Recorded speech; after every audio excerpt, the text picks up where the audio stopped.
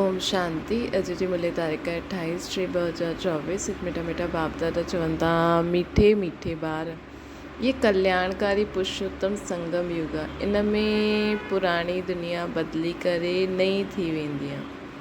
हिन युग खे तव्हां भुलिजो न। बाबा चवनि था, हिन युग खे तव्हां भुलिजो न। ये कल्याणकारी पुरुषोत्तम संगम युग थो हले। प्रश्न आहे, बाप नंढे वॾे सभी ॿारनि खे आपसमान ठाहिण लाइ हिकु प्यार जी शिक्षा ॾींदा आहिनि, उहो कहिड़ी आहे? उत्तर आहे, बाबा चईंदा आहिनि, मीठे ॿार, हाणे भूलियूं न करो। तव्हां हिते आया आहियो नर सां नारायण ठहिण, त दैवी गुण धारण करो, कंहिंखे बि दुख न ॾियो। भूल कंदा आहियो त दुख ॾींदा आहियो। बाप कॾहिं ॿारनि खे दुख न ॾींदा आहिनि, उहे तव्हांखे डायरेक्शन ॾींदा आहिनि। मामेकम यादि करो ॿार, मामेकम यादि करो। भूल कंदा आहियो त दुख ॾींदा आहियो। बाप कॾहिं ॿारनि खे दुख न ॾींदा आहे, तव्हां ई भूल कंदा आहियो त हिक ॿिए खे दुख ॾींदा। योगी ठहो त विक्रम विनाश थी वेंदा। योगी ठहो त विक्रम विनाश थी वेंदा, तव्हां ॾाढा मिठा ठही वेंदा। ओम शांति। जो ॿार पंहिंजे खे आत्मा समझ परम पिता परमात्मा सां गॾु योग लॻाईंदा आहिनि, उन्हनि खे सचो योगी चइबो आहे। छो जी बाप ट्रुथ अर्थात सचा आहिनि, उन्हनि खे सचो योगी चइबो आहे। जो पंहिंजे खे आत्मा सम्झी बाप खे यादि कंदा आहिनि, त तव्हांजो बुद्धि योग सत्य सां गॾु हुजिणो खपे। उहे जो कुझु ॿुधाईंदा आहिनि सत्य ई आहे। योगी ऐं भोगी ॿ प्रकार जा माण्हू ॿार हूंदा आहिनि। योगी भोगी बि अनेक प्रकार जा हूंदा आहिनि, योगी बि अनेक प्रकार जा हूंदा आहिनि। तव्हांजो योग त हिकु ई प्रकार जो आहे, उन्हनि जो संन्यास अलॻि आहे, तव्हांजो संन्यास अलॻि आहे। उन्हनि जो संन्यास अलॻि आहे। असांजो बुद्धि सां हिन सॼी पुराणी दुनिया जो संन्यास असां कंदा आहियूं। तव्हां आहियो पुरुषोत्तम संगम युग जा योगी। त अॼु बाबा असांखे योग जे बारे में ॿुधाइनि था कि योगी बि अनेक प्रकार जा, भोगी बि अनेक प्रकार जा, संन्यास बि उन्हनि जो अलॻि, असांजो अलॻि। असां आहियूं पुरुषोत्तम संगम युग जा योगी। ॿियो कंहिंखे हिन योग जो पतो ई न आहे कि असां पावन योगी आहियूं या पतित भोगी आहियूं। इहे बि ॿार ॼाणंदा न आहिनि। बाबा त सभिनि खे बार बार चईंदा आहिनि। छो जी बाप ॼाणंदा आहिनि कि असां बेहद आत्माउनि जो उहो बाप आहे। बाबा चईंदा आहिनि कि बाबा त सभिनि खे बार बार चईंदा आहिनि, छो जी बाप ॼाणंदा आहिनि कि असां बेहद आत्माउनि जो पिता आहियां मां। ऐं तव्हां इहे सम्झंदा आहियो कि असां आत्मा इहे सभु आपस में भाउ आहियूं। उहो असांजो बाप आहे। तव्हां बाप सां गॾु योग लॻाइण सां पवित्र ठहींदा आहियो। उहे आहिनि भोगी, तव्हां आहियो योगी। बाप पंहिंजो परिचय तव्हांखे ॾींदा आहिनि। इहे बि तव्हां ॼाणंदा आहियो कि पुरुषोत्तम संगम युग आहे। इहे तव्हांजे बग़ैर ॿियो कोई न ॼाणंदो आहे। इन जो नाम ई आहे पुरुषोत्तम संगम युग। हिन करे पुरुषोत्तम अक्षर खे कॾहिं न भुलिजणो खपे। ये पुरुषोत्तम ठहिण जो युग आहे। पुरुषोत्तम चइबो आहे ऊच ऐं पवित्र मनुष्य खे। पुरुषोत्तम कंहिंखे चइबो आहे? ऊच ऐं पवित्र मनुष्य खे। ऊच ऐं पवित्र आहिनि ये लक्ष्मी नारायण हुया न। तव्हांखे हाणे टाइम जो बि पतो आहे, 5000 वर्ष पोइ ये दुनिया पुराणी थींदी आहे। हर चीज़ नई खां पुराणी थींदी आहे न, त 5000 वर्ष खां पोइ ये दुनिया पुराणी थींदी आहे। पोइ हिन खे नयो ठाहिण लाइ बाप हिन सृष्टि ते ईंदा आहिनि। हाणे असां आहियूं संगम युगी ब्राह्मण कुल जा। असां आहियूं संगम युगी ब्राह्मण कुल जा। ऊच ते ऊच आहे ब्रह्मा, परंतु ब्रह्मा खे शरीरधारी ॾेखारींदा आहिनि। शिव बाबा त अशरीरी आहे। ॿार सम्झी विया आहिनि अशरीरी ऐं शरीरधारी जो मिलन थींदो आहे। उनखे तव्हां उन्हनि खे तव्हां चईंदा आहियो बाबा इहे वंडरफुल पार्ट आहे न, इन्हनि जो गायन बि आहे, मंदर बि ठहींदा आहिनि, कोई कंहिं रीति कोई कंहिं रीति रथ खे श्रृंगारदा आहिनि। इहे बि बाबा ॿुधायो अथई ॾाढे जन्मनि जे अंत जे जन्म जे अंत में बि ॾाढे जन्मनि जे अंत जे जन्म जे बि अंत में मां हिननि में प्रवेश कंदो आहियां, हुन आत्मा जे शरीर में। केतिरो क्लियर बाबा हर ॻाल्हि असांखे सम्झाईंदा आहिनि। पहिरियों भॻवान अचे चइणो पए, पोइ मां ॾाढे जन्मनि जे अंत में सभी राज ॿारनि खे ई सम्झाईंदो आहे, ॿियो कोई सम्झी बि न सघे, ॿियो कोई सम्झी बि न सघे। तव्हां ॿार बि कॾहिं कॾहिं भुलिजी वेंदा आहियो, असां ॿार बि कॾहिं कॾहिं भुलिजी वेंदा आहियूं कि हिन समय बाबा ब्रह्मा तन में आयल आहिनि। पुरुषोत्तम अक्षर लिखण सां सम्झदा कि ये पुरुषोत्तम संगम युग आहे। पुरुषोत्तम संगम युग ही कल्याणकारी युग आहे। अगरि युग यादि आहे त सम्झा हाणे असां नई दुनिया जे लाइ बदिलूं था, त असांखे इहे संगम युग हमेशह छो यादि रखिणो आहे? हिन संगम युग खे यादि करण सां असांखे सदा यादि रहंदो कि हाणे असां परिवर्तन था थियूं, हाणे असांखे पुराणे खां नयो अर्थात सतो प्रधान ठहिण जो इहो समय आहे। इन करे पुराणो सोच बोल कर्म, पुराणी रीति चाल चलन व्यवहार, इन्हनि सभिनि सां हाणे वैराग्य अची वञिणो खपे। हाणे इन्हनि खे विकार बुरायूं कमी कमज़ोरी तेरी मेरी हिन देह भान सां बि देह सां बि वैराग्य अचिणो खपे। छो जी हाणे त असांखे नयो शरीर मिलणो आहे। नई दुनिया में हूंदा ई आहिनि देवता, युगनि जो बि हाणे असांखे पतो आहे। बाप सम्झाईंदा आहिनि मिठा ॿार संगम युग खे कॾहिं भूलो न, इहे भुलिजण सां सॼो ज्ञान भुलिजी वेंदा आहिनि। तव्हां ॿार ॼाणंदा आहियो हाणे असां बदिलूं था। बाबा जी ज्ञान जो इहो ई शब्द पकड़े वठो संगम युग, त पूरो ई ज्ञान बुद्धि में अची वेंदो। बाप खे यादि करण सां पूरो ई ज्ञान, त हिकु हिकु पॉइंट पकड़े करे असां पूरो ज्ञान कीअं ॿुधाए सघंदा आहियूं, इहे बि अभ्यास करिणो खपे। हाणे पुराणी दुनिया बि बदिली नई थिए थी न, बाप अची करे दुनिया खे ई बदिलंदा आहिनि त ॿारनि खे बि बदिलंदा आहिनि, अर्थात आत्माउनि खे बि बदिलंदा आहिनि त दुनिया खे बि बदिलंदा आहिनि। ॿार त सभिनि खे चईंदा आहिनि, सॼी दुनिया जी जो बि आत्मायूं आहिनि सभु बाबा जा ॿार ई आहिनि, सभिनि जो पार्ट हिन ड्रामा में आहे। चक्कर खे बि सिद्ध करिणो आहे। हर हिकु पंहिंजो पंहिंजो धर्म स्थापन कंदा आहिनि। इहे देवी देवता धर्म सवाइ बाप जी ॿियो कोई स्थापना न कंदा आहिनि। इहे धर्म कोई ब्रह्मा न स्थापना कंदा आहिनि। नई दुनिया में आहे देवी देवता धर्म, पुराणी दुनिया में सभु मनुष्य ई मनुष्य आहिनि। हुन में त दैवी गुण वारनि खे, दैवी गुण वारे मनुष्यनि खे चइबो आहे देवी देवता, आसुरी अवगुण वारे मनुष्यनि खे चइबो आहे मनुष्य। बाबा चवनि था कि हाणे इहे धर्म कोई ब्रह्मा नथो स्थापना करे, मां थो करां। नई दुनिया में देवी देवता हूंदा आहिनि, पुराणी दुनिया में मनुष्य। नई दुनिया में देवी देवता हूंदा आहिनि, देवता ई पवित्र हुया, हुते रावण राज्य ई न आहे। बाप तव्हां ॿारनि खे रावण ते विजय प्राप्त कराईंदा आहिनि। रावण ते विजय प्राप्त थींदी आहे ही, रावण ते विजय प्राप्त थींदे ही राम राज्य शुरू थी वेंदो। राम राज्य नई दुनिया खे ऐं रावण राज्य पुराणी दुनिया खे चइबो आहे न। राम राज्य कीअं स्थापना थींदो आहे इहे त तव्हां ॿारनि जे सवाइ ॿियो कोई बि न ॼाणंदो आहे।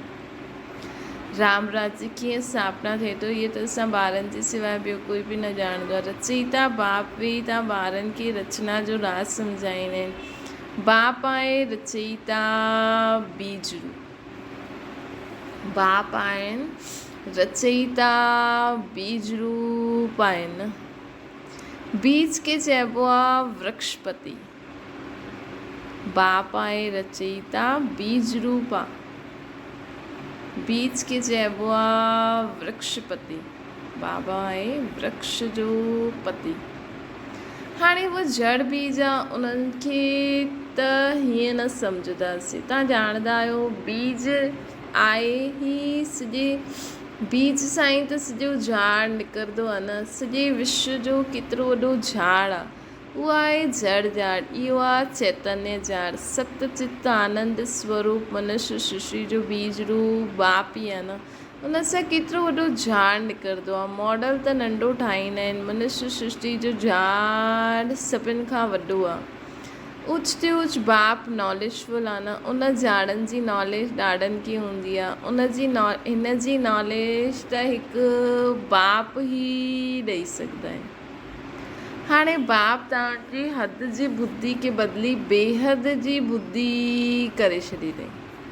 तव्हां हिन बेहद जे झाड़ खे ॼाणे विया आहियो। केतिरो वॾो पोलार हिन झाड़ खे मिलियो आहे। केॾो वॾो पोलार अर्थात इहा सृष्टि, इहा आकाश। बाप ॿारनि खे बेहद में वठी हलंदा आहिनि। ई सॼी दुनिया ई पतित आहे, सॼी सृष्टि ई हिंसक आहे।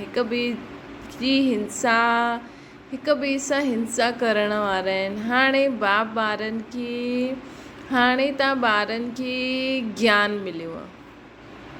हाणे असां ॿारनि खे छा मिलियो आहे? ज्ञान मिलियो आहे। अहिंसक सिर्फ़ु हिकु देवता धर्म ई हूंदा आहिनि जो सतयुग में हूंदा आहिनि। बाबा चवनि था बाक़ी सभी धर्मनि में बि हिंसा ई हिंसा आहे। हिन समय सभी धर्म आहिनि, सभी सृष्टि ते मौजूदु आहिनि, सभी हिक ॿिए सां हिंसा ई करनि था न। हिकु देवता धर्म ई आहे अहिंसक। देवताउनि में सभी पवित्र सुख शांति में रहंदा आहिनि। सतयुग में सभी पवित्र सुख शांति में रहंदा आहिनि। सभु मनोकामना 21 जन्मनि जे लाइ पूरी थी वेंदी आहे। असांजी सतयुग में सभु मनोकामनायूं 21 जन्मनि जे लाइ पूरी थी वेंदी। सतयुग में कोई कामना न आहे। अनाज आदि सभु कुझु अथाह मिलंदो आहे। इहा बॉम्बे पहिरियों न हुई। देवताऊं खारे ज़मीन में न रहंदा आहिनि। मीठी नदियूं जाते हूंदियूं उते देवता रहंदा। मनुष्य थोरा त हिक खे ॾाढी ज़मीन हूंदी। बाबा चईंदा आहिनि मनुष्य थोरा हूंदा त हिक खे ॾाढी ज़मीन हूंदी। सतयुग में आहे ही वाइसलेस वर्ल्ड। तव्हां योग बल सां विश्व जी राज ई वठो था न, उनखे ई राम राज्य चइबो आहे। असां हाणे योग बल सां पूरे विश्व जी राज ई वठूं था, उनखे ई राम राज्य चइबो आहे न। पहिरियों नयो झाड़ ॾाढो नंढो हूंदो आहे। पहिरियों थुर में हिकु धर्म हुयो, पोइ फाउंडेशन जा 3 ट्यूब निकिरंदा आहिनि। पोइ फाउंडेशन सां 3 ट्यूब निकिरंदा आहिनि। हिकु जीअं फाउंडेशन आहे देवी देवता धर्म जो, थुर सां टालियूं 3 ट्यूब्स मतिलबु टालियूं, थुर सां टालियूं नंढी निकिरंदी वेंदियूं आहिनि। मतिलबु पहिरियों फाउंडेशन देवी देवता धर्म जो, पोइ 3 ट्यूब निकितियूं, 3 इस्लामी, बौद्धी ऐं क्रिश्चन धर्म। थुर सां टालियूं नंढी निकिरंदियूं आहिनि। हाणे त हिन झाड़ जो थुर ई न आहे ऐं ॿियो कोई अहिड़ो झाड़ हूंदो न आहे। इन जो मिसाल बि बड़ जे झाड़ सां एक्यूरेट आहे। बाबा चवनि था बड़ जो झाड़ सॼो बीठो आहे लेकिन थुर न आहे, सूखंदो बि न आहे, सॼो झाड़ हरो भरो बीठो आहे। बाक़ी देवी देवता धर्म जो फाउंडेशन आहे न, थुर त इहो ई आहे न। राम राज्य अर्थात देवी देवता धर्म बि थुर में ई ईंदो आहे न। बाप सम्झाईंदा आहिनि असां 3 धर्म स्थापना कंदा आहियूं। इहे सभु ॻाल्हियूं त संगम युगी ब्राह्मण ई सम्झंदा आहियो। इहे सभु ॻाल्हियूं असां संगम युगी ब्राह्मण ई सम्झंदा। ॾिसो दुनिया जो एॾो वॾो सत्य ज्ञान जो ॿियो कोई सम्झी नथो सघे कि दुनिया में इहे सभु चीजूं जो आहिनि। इहे बनियन ट्री जो मिसाल छा आहे? इहे देवी देवताउनि जी मूर्तियूं जेकी हीअं कहानियूं ठहियल आहिनि, इन्हनि जो यथार्थ अर्थ छा आहे? कंहिंखे बि सम्झ में बि नथो अचे। सिर्फ़ु असां ब्राह्मण ई ॼाणंदा आहियूं हिन सची ॻाल्हियुनि खे न। कॾहिं थींदो आहे न कोई ॻाल्हियूं सिर्फ़ु वॾनि वॾनि खे ई पतो हूंदो आहे दुनिया जे बारे में, जे गवर्नमेंट में छा थो थिए छा नथो थिए। त उहो ई न पूरी विश्व जे बारे में असां सिर्फ़ु थोरी सी ब्राह्मणनि खे बि, उहो बि कोटनि में कोई, सभिनि खे बि न बाबा चईंदा आहिनि न, के त सम्झ में ई न ईंदो आहे।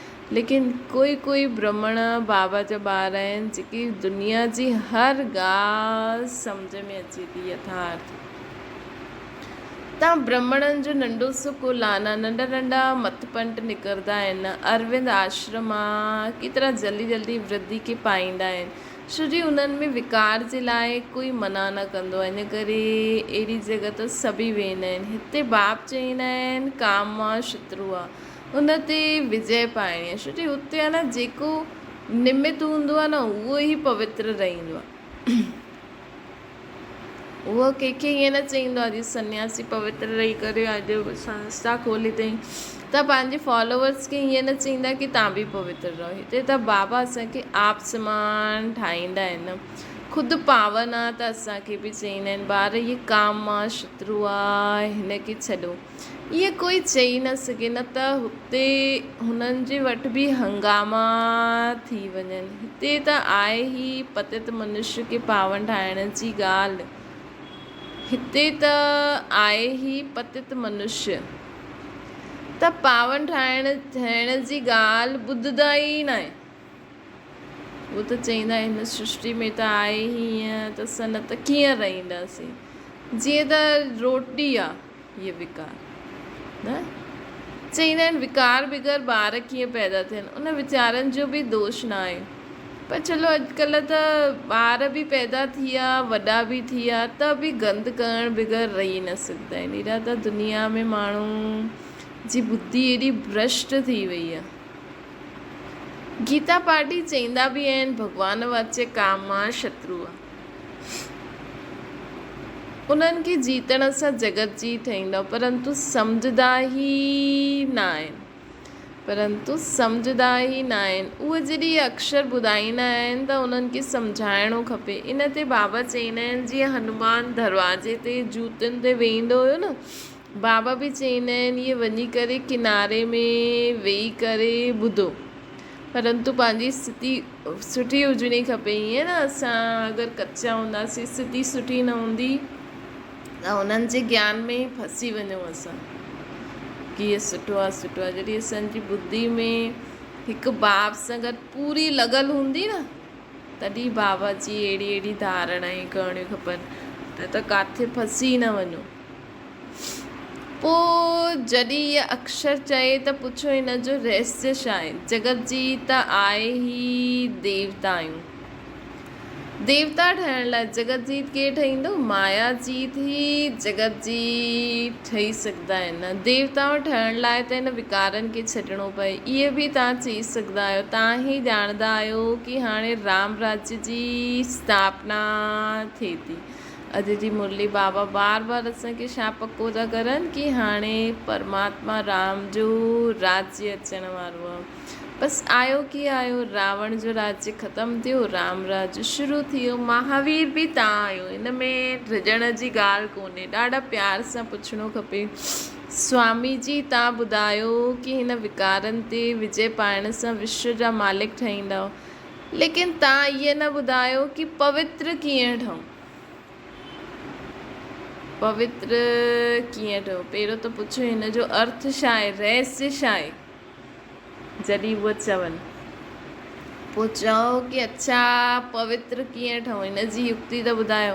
हाणे तव्हां ॿार पवित्रता में रहण वारा महावीर आहियो, बाबा चवनि था कि हाणे असां पवित्र रहण वारा महावीर आहियूं, असांखे पूरो संपूर्ण पवित्र ठहिणो आहे बाप समान। जीअं बाबा हिन सृष्टि ते ईंदा आहिनि लेकिन उन्हनि खे कोई विकार टच न कंदा आहिनि, हूअं ई असांखे बि हिन सृष्टि ते रहंदे हुए कोई विकार टच न करणो खपे।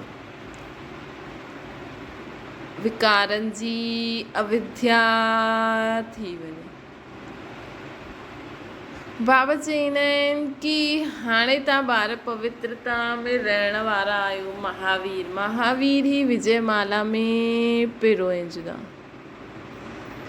मनुष्य जे कन त रॉन्ग ॻाल्हियूं ॿुधण में हिरी पिया आहिनि। तव्हांखे हाणे रॉन्ग ॻाल्हियूं ॿुधणु पसंदि न ईंदी आहे। Right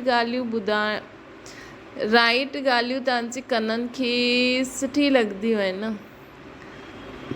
Hear no evil, see no evil, do no evil, talk no evil, think no evil। मनुष्य खे सुजाग त ज़रूरु करिणो ई आहे। भॻवान चईंदा आहिनि पवित्र ठहो। सत्युग में सभु पवित्र देवता ई हुया न, हाणे सभु अपवित्र आहिनि। ईअं सम्झाइणो खपे। बाबा चईंदा आहिनि ईअं सम्झाइणो खपे कि सत्युग में सभु पवित्र हुया, हाणे अपवित्र थी विया आहिनि। चओ असां वटि इहे सत्संग थींदो आहे, हुन में इहे सम्झायो आहे, सम्झाईंदा आहिनि कि काम आहे शत्रु आहे। हाणे पवित्र ठहिणु चाहींदा आहियो त हिकु युक्ति सां ॿुधो। हाणे पवित्र ठहिणु चाहींदा आहियो त हिकु युक्ति सां ॿुधो, हिकु युक्ति सां ठहो। सॉरी, बाबा चवनि था कि उन्हनि खे ईअं ॿुधायो। बाबा चई न उन्हनि खां पुछो पवित्र कीअं ठही सघंदासीं। पोइ बाबा असांजे बारे में ॿुधाइनि था। पोइ बाबा उन्हनि खे चयईं कि असां वटि ईअं सत्युग में, उन्हनि खे चयो सत्युग में सभु पवित्र हुया, हाणे सभु अपवित्र थी विया आहिनि। चओ असां वटि सत्संग थींदो आहे, हुते असांखे सम्झाईंदा आहिनि काम शत्रु आहे, ऐं चईंदा आहिनि कि पवित्र ठहिणो अथव त हुनजे लाइ युक्ति आहे कि पंहिंजे खे आत्मा सम्झो ऐं सभिनि खे बि आत्मा भाव जी दृष्टि पक्की करे छॾियो। जॾहिं सभी आत्मा हिकु परमात्मा जी संतान, सभु आत्मा भाव थी वई त अपवित्रता जी दृष्टि वेंदी ई न। त हुननि खे पुछी करे पोइ हुननि खे ॿुधायो कि असां वटि ईअं सेखारींदा आहिनि। तव्हां ॿार ॼाणंदा आहियो पहिरियों इहो भारत ॾाढो भरपूर खंड हुयो, हाणे ख़ाली थियण जे कारण हिंदुस्तान नाम रखी छॾियो अथनि। पहिरियों भारत धन दौलत पवित्रता सुख शांति सभिनि सां भरपूर हुयो, हाणे दुखनि सां भरपूर आहे। तॾहिं पुकारंदा आहिनि हे दुख हरता सुख करता। तव्हां केतिरी ख़ुशी सां बाप सां पढ़ंदा आहियो। त ॾिसो असां दुनिया वारनि खे ईअं ॿुधाए सघंदा आहियूं। ईअं अहिड़ो कोई हूंदो जो बेहद जे बाप सां बेहद जो सुख जो वरसो न वठे। अहिड़ो कोई हूंदो जो बेहद जे बाप सां बेहद जो सुख जो वरसो न वठे। त बाबा चवनि था कि ॾिसो पहिरियों जॾहिं भारत भरपूर खंड हुयो, हाणे त ख़ाली थी वियो आहे, इन करे हिन जो नाम हिंदुस्तान रखी छॾियो अथनि। त बाबा चवनि था कि पहिरियों त सुख धन दौलत पवित्रता सुख शांति सभिनि सां भरपूर हुयो, हाणे त दुखनि सां भरपूर थी वियो आहे। तॾहिं पुकारंदा आहिनि हे दुख हरता सुख करता अचो। तव्हां केतिरी ख़ुशी सां बाप सां पढ़ंदा आहियो। अहिड़ो कोई हूंदो जो बेहद जे बाप सां बेहद जो सुख जो वरसो न वठे। पहिरियों अलफ़ सम्झणो आहे। अलफ़ खे न ॼाणंदव त कुझु बि रहस्य बुद्धि में ईंदो ई न।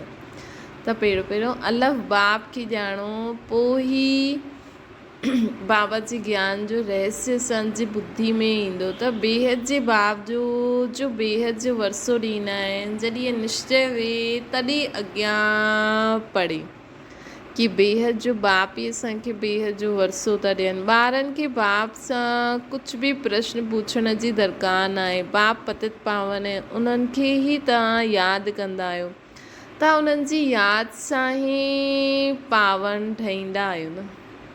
असां बाबा जी यादि सां ई पावन ठहींदा आहियूं। मूंखे सॾ ई इन करे कंदा आहिनि। जीवन मुक्ति आहे बि सेकेंड जी, पोइ बि यादि जी यात्रा समय वठंदी आहे।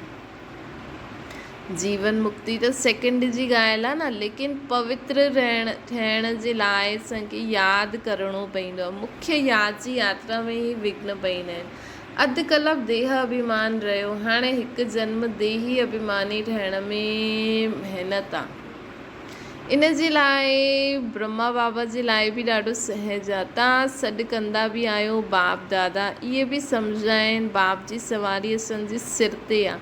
उन्हनि जी ॾाढी उन्हनि जी महिमा कंदा आहिनि। ॾाढो प्यार सां चईंदा आहिनि बाबा उन्हनि जी महिमा कंदो आहियां। ॾाढो प्यार सां चईंदो आहियां बाबा, ओ मुंहिंजा मिठा बाबा। बाप केतिरा मिठा आहिनि, असांखे कल्प कल्प केतिरो सिखलाईंदा आहिनि, पोइ अधु कल्प असांखे यादि बि न कंदा आहिनि। बाबा खे चईंदा आहिनि बाबा तव्हां केॾा मिठा आहियो, असांखे कल्प कल्प केतिरो सेखारींदा आहियो, पोइ अधु कल्प असां तव्हांखे यादि ई न कंदासीं। हाणे तव्हां ॾाढो यादि कंदा आहियो न। कल्ह असां में कुझु बि ज्ञान न हुयो, जंहिंजी पूजा कंदा हुआसीं असांखे इहा थोरी मालूम हुयो कि असां इहे ठही वेंदासीं। हाणे त वंड लॻंदो आहे, योगी ठहिण सां पोइ इहे देवी देवता ठही वेंदासीं। योगी ठहिण सां पोइ इहे देवी देवता ठही वेंदासीं। मुंहिंजा बि सभी ॿार आहिनि न, इहे बाबा ॾाढो प्यार सां ॿारनि खे संभालंदा आहिनि, इन्हनि जी पालना कंदा आहिनि। इहे बाबा ॾाढो प्यार सां ॿारनि जी संभाल कंदा आहिनि, इन्हनि जी पालना कंदा आहिनि। इहे बि असांजे साम्हूं नर सां श्री नारायण ठही वेंदा। बाबा चवनि था, ब्रह्मा बाबा इहे सभु शिव बाबा जे लाइ चवनि था कि बाबा तव्हां असांखे हाणे एॾो सिखलायो था, पोइ असां अधु कलाक तव्हांखे यादि ई न कंदासीं। असां पहिरियों तव्हांजी एॾी पूजा कंदा हुआसीं, लक्ष्मी नारायण खे पूजदा हुआसीं, असांखे पतो ई न हुयो कि असां इहे ठही वेंदासीं योगी ठहिण सां। हाणे वंड लॻंदो आहे कि असां तव्हांखे यादि करण सां इहे देवी देवता ठही वेंदासीं। मुंहिंजा बि सभु ॿार आहिनि न, ब्रह्मा बाबा जा बि सभु ॿार आहिनि। इहे बाबा केॾो प्यार सां ॿारनि जी संभाल कंदा आहिनि, इन्हनि जी पालना कंदा आहिनि। इहे बि असांजे साम्हूं नर सां श्री नारायण ठही वेंदो। शिव बाबा चवनि था ब्रह्मा बाबा बि असांजे साम्हूं ई नर सां श्री नारायण ठही वेंदा।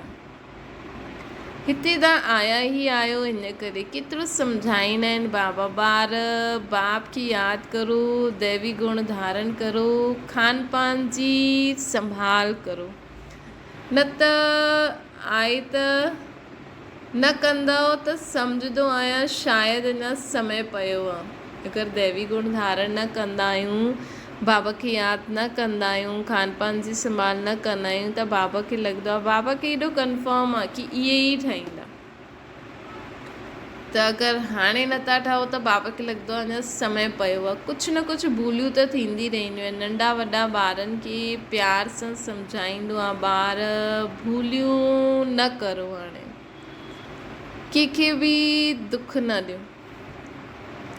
भूलियूं कंदा त गोया दुख ॾींदा आहियो। बाप कॾहिं बि कंहिंखे दुख न ॾींदा आहिनि, उहे त डायरेक्शन ई ॾींदा आहिनि कि मामेकम यादि करो त विक्रम विनाश थी वेंदा।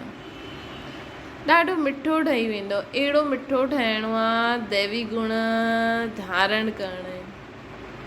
बाबा चईंदा आहिनि असांखे अहिड़ो मिठो ठहिणो आहे, दैवी गुणनि जी धारणा करणी आहे।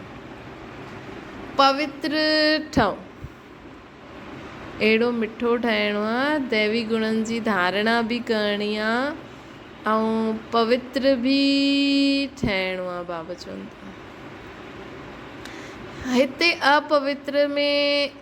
हिते अपवित्र जे अचण जो हुकुम ई न आहे। हिन सभा में अपवित्र आत्मा जो अचण जो हुकुम ई न आहे। कॾहिं कॾहिं अचणु ॾींदा आहियूं, उहो बि हाणे जॾहिं ॾाढो वृद्धि थी वेंदा त चई ॾींदासीं इहा आहे tower of purity, tower of silence. ऊच ते ऊच आहे न, पंहिंजे खे आत्मा सम्झी बाप जी यादि में रहण, इहो आहे हाईएस्ट पावर। पंहिंजे खे आत्मा सम्झी बाप खे यादि करण, इहा हाईएस्ट पावर। हुते ॾाढो साइलेंस रहंदी आहे, पर जॾहिं असां ईअं सम्झंदासीं न त उहा साइलेंस जे मथे रहंदी आहे, उहा हेठि अची वेंदी। पंहिंजे खे आत्मा सम्झी करे बाप जी यादि में रहण, इहा हाईएस्ट पावर। बाबा चवंदा आहिनि अधु कलाक कोई झगड़ो आदि थींदो ई न आहे। हिते केतिरो झगड़ो आदि थींदा आहिनि, शांती थी न सघे। शांती जो धाम ई आहे मूल वतन। पोइ शरीर धारण करे विश्व में पाठ वॼाइण ईंदा आहियूं त हिते बि शांत रहंदा आहियूं। आत्मा जो स्वधर्म ई आहे शांती। पोइ जॾहिं सतयुग में ईंदासीं त हिते बि शांती रहंदी, छोजी आत्मा जो स्वधर्म ई आहे शांती। अशांती कराईंदो आहे रावण, त शांती जी शिक्षा पाईंदा रहंदा आहियूं न। हिते बि असां जेतिरो आत्म अभिमानी थींदा रहंदासीं, शांती जी शिक्षा मिलंदी वेंदी, ओतिरो असां शांत थींदा वेंदासीं। हिते शांती जी शिक्षा पाईंदा आहियूं। कोई गुस्से में हूंदो आहे त सभिनि खे अशांत करे ॾींदो आहे। हीअ हिन योग बल सां तव्हांजी सॼा किचिड़ो निकिरी वेंदो। हिन योग बल सां असांजो सभु किचिड़ो निकिरी वेंदो। पढ़ाई सां किचिड़ो न निकिरंदो। कंहिंसां निकिरंदो किचिड़ो? बाबा जी यादि सां ई सॼो किचिड़ो निकिरी वेंदो। यादि सां ई किचिड़ो भस्म थी वेंदो। बाबा जी यादि सां ई असांजो किचिड़ो भस्म थी वेंदो, कट निकिरी वेंदी। बाप चवंदा आहिनि कल्ह तव्हांखे शिक्षा ॾिनी हुई, छा भुलिजी विया आहियो? बाबा चवंदा आहिनि छा भुलिजी विया आहियो? 5000 वर्ष जी खां 5000 वर्ष पहिरों जी त ॻाल्हि आहे। बाबा पहिरों बि आया हुया, असांखे ज्ञान ॾिनो हुई, योग सिखायईं। असां उहो सिखी करे पूरे विश्व जो महाराजा महारानी ठहियासीं। त हाणे उहो भुलिजी विया आहियो? 5000 वर्ष पहिरों जी त ॻाल्हि आहे, उहो लाखों वर्ष चई ॾींदा आहिनि। हीअ त सिर्फ़ु 5000 वर्ष पहिरों जी ई ॻाल्हि आहे। हाणे तव्हांखे झूठ ऐं सच जे फ़र्क़ जो पतो पियो आहे। तव्हांखे बाप ई अची करे ॿुधाईंदा आहिनि झूठ छा आहे, सच छा आहे, ज्ञान छा आहे, भक्ति छा आहे, भ्रष्टाचार ऐं श्रेष्ठाचारी कंहिंखे चइबो आहे। भ्रष्टाचार ऐं श्रेष्ठाचार कंहिंखे चइबो आहे? हाणे त सभु असांखे मालूम पियो आहे न। भ्रष्टाचारी विकार सां पैदा थींदा आहिनि। हुते विकार हूंदो ई न आहे।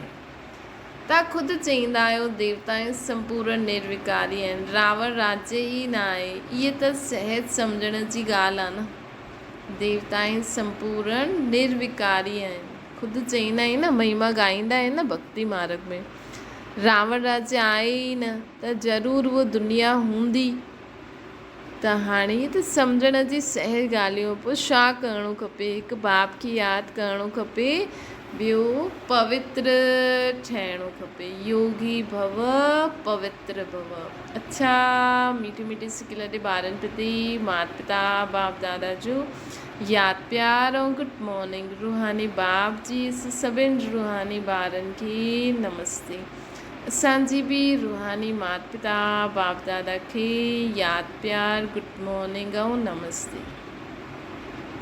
धारणा जे लाइ मुख्य सार, पवित्र ठहिण में महावीर ठहिणो आहे। यादि जी यात्रा सां अंदरि, यादि जी यात्रा में रही करे अंदरि जो सभु किचिड़ो कढी ॾियणो आहे। पंहिंजे शांति स्वरूप स्वधर्म में स्थित रहणो आहे। पंहिंजे शांती जे स्वधर्म में स्थित रहणो आहे। अशांती न फैलाइणी आहे। सदा जीवन में शांत रहो। ॿियो आहे बाप जो राइट ॻाल्हि ॿुधाईंदा आहिनि, उहो ई ॿुधो। बाबा जो असांखे राइट ॻाल्हि ॿुधाइनि था, एॾो ऊचो ज्ञान ॾियनि था बाबा असांखे, जो राइट ॻाल्हियूं ॿुधाइनि था उहो ई ॿुधो। बाक़ी सभु ॿुधंदे हुए न ॿुधो, ॾिसंदे हुए न ॾिसो, संकल्प में न लायो। रॉन्ग ॻाल्हियूं न ॿुधणियूं आहिनि असांखे।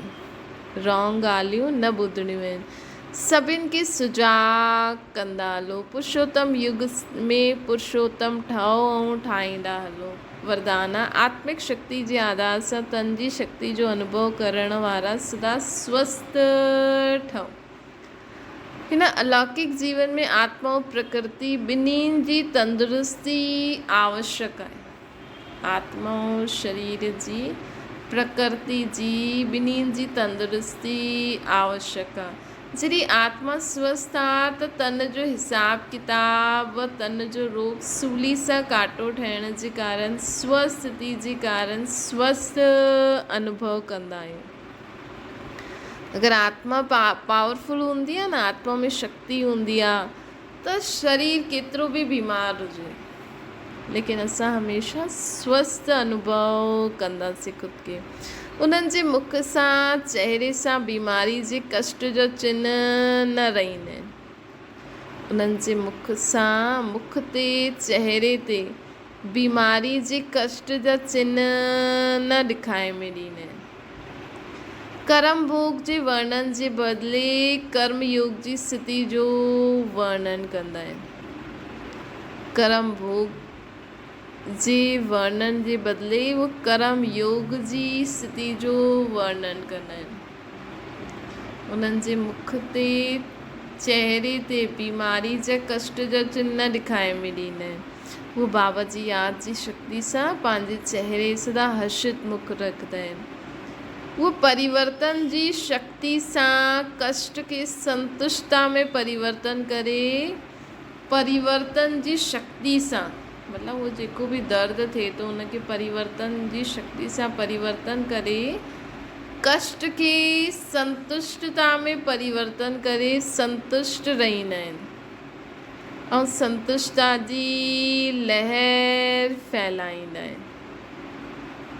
हमेशह उहा संतुष्ट रहंदा आहिनि ऐं संतुष्टता जी लहर फैलाईंदा आहिनि। स्लोगन आहे दिल सां तन सां आपसी प्यार सां सेवा करो त सफलता निश्चित मिलंदी आहे। दिल सां बि करो, मन सां बि करो, आपसी प्यार सां सेवा करो त सफलता निश्चित मिलंदी आहे। अच्छा, ओम शांति। बाबा खे यादि करो।